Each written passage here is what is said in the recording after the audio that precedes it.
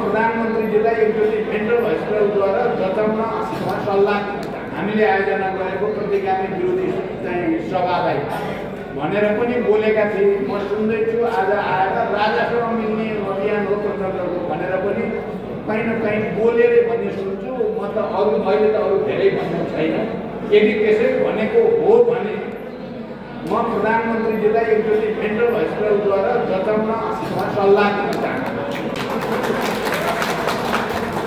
अब म यता बस्यो राजतन्त्रको गतिविधि राजावादीहरूको गतिविधि जति बढे पनि त्यसको भण्डाफोड गर्ने विरोध गर्ने त्यसको विरुद्ध जनमत तयार पार्ने काममा सरकार बिल्कुल गैर जिम्मेवार देखा पर्यो र हामी बाध्य भएर त्यसको प्रतिवाद गर्नको लागि हामीले केही समय अभियानलाई रोकेर राजावादीहरूको विदण्डा प्रतिगमनका विरुद्ध हामीले काठमाडौँमा देखिहाल्नुभयो चैत्र 15 गते झन्डै 1 लाखभन्दा बढी जनतालाई उतारेर त्यसको भण्डाफोड हामीले गर्नु पर्यो। यथास्थितिवादी र प्रतिगामीहरूको बिचमा कहीँ न कहीँ साँठगाँठको सम्भावना देखा पर्यो।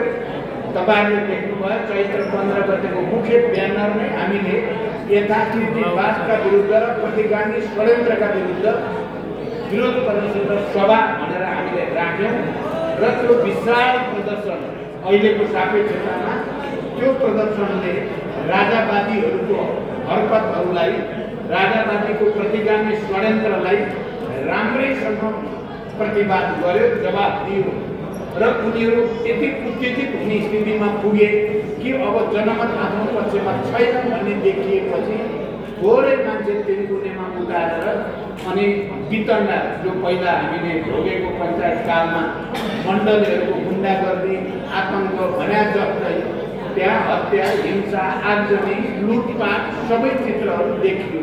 घोटाला भइरहेको छ, दिनदिनै करोडौँको घोटाला भएको छ भन्ने कुरा मैले बाहिर भन्न सुरु गरेको थिएँ, सरकारलाई खबरदारी गरेको थिएँ। जब यस किसिमको भ्रष्टाचारका घटनाहरू अध्यागमनभित्र भए भन्ने कुरा मैले बाहिर बोल्न थालेपछि यस प्रकारका न्युज आउन थालेको हुनाले यसभित्र गम्भीर डिजाइन भएको त्यहाँ आशंका मलाई चाहिँ भएको छ र अरू साथीहरू छ। हाम्रो सरकारमा हुँदाखेरिको पनि मुख्य एजेन्डा हो। अहिले सरकारबाट अभियान चलाउँदा जनतालाई आश्वस्त पार्ने कुरा पनि त्यही नै हो। हामीले खबरदारी गरेको सदनभित्रबाट पनि खबरदारी, सडकबाट पनि खबरदारी र यो अभियान मार्फत पनि खबरदारी गरेका छौँ। मैले अघि नै भने यी सबै कुराहरू सरकारलाई हामी जनताका मागहरू चाहे कृषि क्षेत्रका या शिक्षाका, स्वास्थ्यका, रोजगारीका सबै समस्याहरू हामी राख्छौँ र अन्तिम रूपमा सब्सिनको लागि हामी भन्छौँ। त्यति गर्दा पनि सब्सिएन भने अन्ततः हामीले गर्ने भनेको सडक र सरकारका मोर्चाबाट आन्दोलन नै हो र त्यो आन्दोलन हामीले अहिले गर्ने अहिले हामी जुन स्थितिमा छौँ त्यो आन्दोलन एउटा सशक्त जनआन्दोलनको रूपमा अगाडि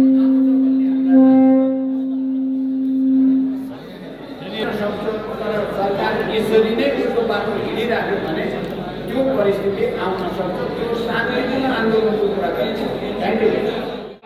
कञ्चनपुरसम्म पुगेर त्यो पहिलो चरणको कार्य